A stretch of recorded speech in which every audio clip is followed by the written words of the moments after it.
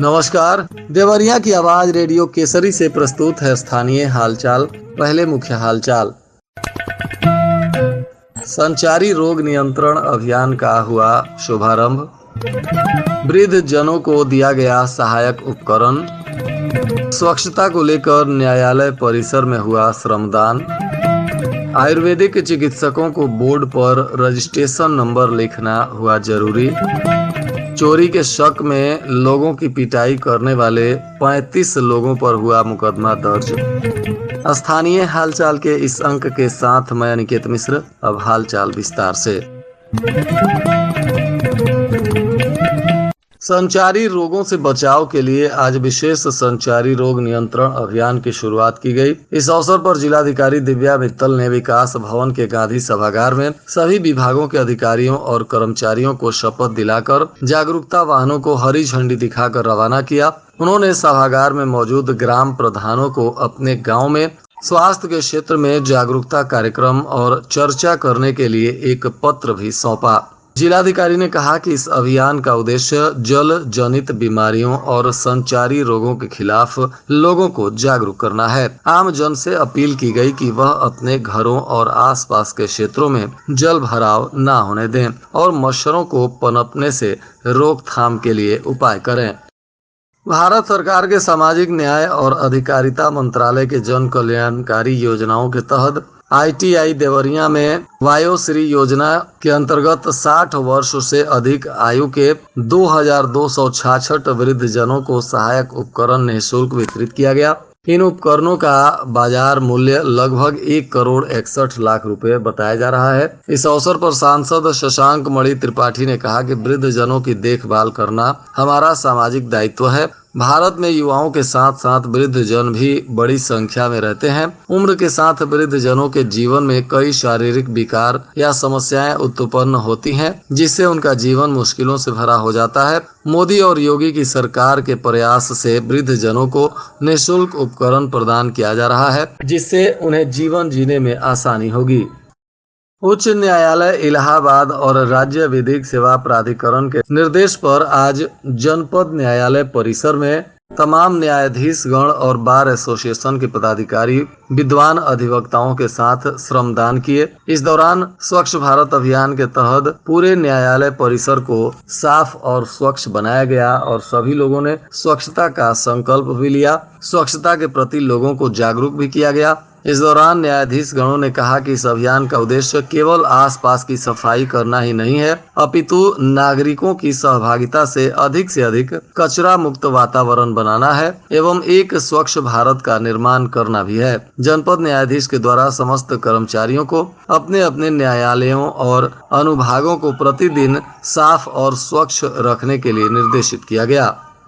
क्षेत्रीय आयुर्वेदिक और यूनानी अधिकारी डॉक्टर विशाल चौधरी ने आयुर्वेद कार्यालय जनपद देवरिया के द्वारा पंजीकृत सभी चिकित्सकों को अवगत कराया है कि वे अपने बोर्ड में पैथी एवं रजिस्ट्रेशन नंबर का उल्लेख करें, रजिस्ट्रेशन सर्टिफिकेट क्लिनिक में डिस्प्ले करें। साथ ही शासनादेश के अनुसार चिकित्सकीय कार्य तथा शासनादेश में उल्लेखित एलोपैथिक दवाइयों का उपयोग विषम प्राथमिक आपातकालीन परिस्थितियों के अनुसार ही करें। क्षेत्रीय आयुर्वेदिक और यूनानी अधिकारी कार्यालय परिसर में पंजीकृत BAMS BUMS चिकित्सक के द्वारा अपने चिकित्सकीय स्थल पर इन नियमों का पूर्ण रूप से पालन करने का निर्देश दिया गया।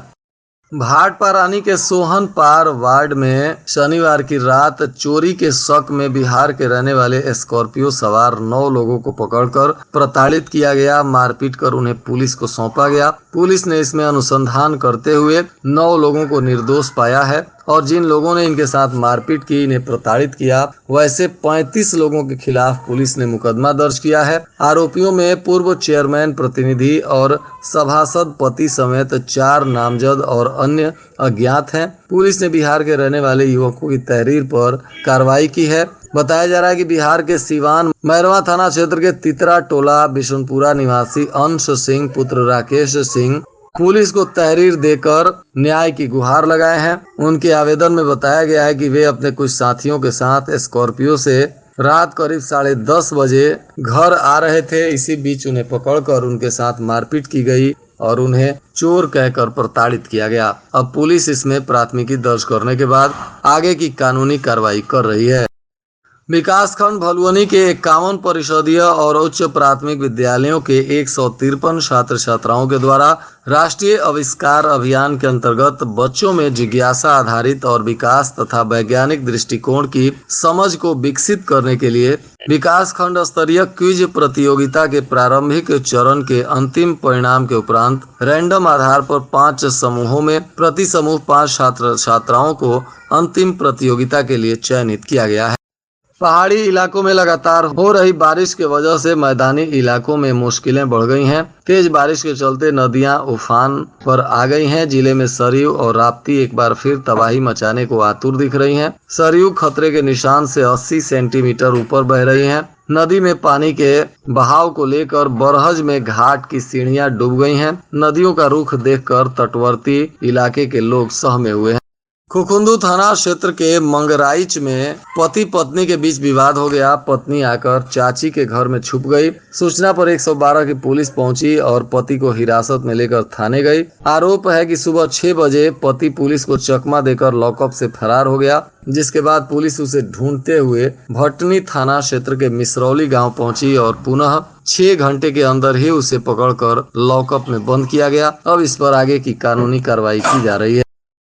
भाटपा रानी में घर से बाजार के लिए निकले 2 किशोर गायब हो गए। परिजनों की तहरीर पर पुलिस अब केस दर्ज कर इनकी तलाश में जुटी हुई है। बताया जा रहा है कि शंकरपुरा के रहने वाले 2 किशोर रविवार को दोपहर घर से किसी काम को लेकर साइकिल से भाटपा रानी के लिए निकले थे और दोनों अपनी साइकिल बाजार में ही गांव के एक दुकान पर रखकर वहां से कहीं चले गए हैं और देर रात तक दोनों नहीं पहुंचे हैं, जिसको लेकर परिजन परेशान है और अब परिजनों के आवेदन पर पुलिस मामले की जांच कर रही है। बताया जा रहा है कि शंकरपुरा के विजय कुमार चौहान पुत्र प्रेमचंद चौहान 8वीं का छात्र है और सत्यम मणि तिवारी पुत्र प्रेमचंद मणि तिवारी 5वीं का छात्र है और यह दोनों गहरे मित्र हैं तथा दोनों घर से गायब बताए जा रहे हैं।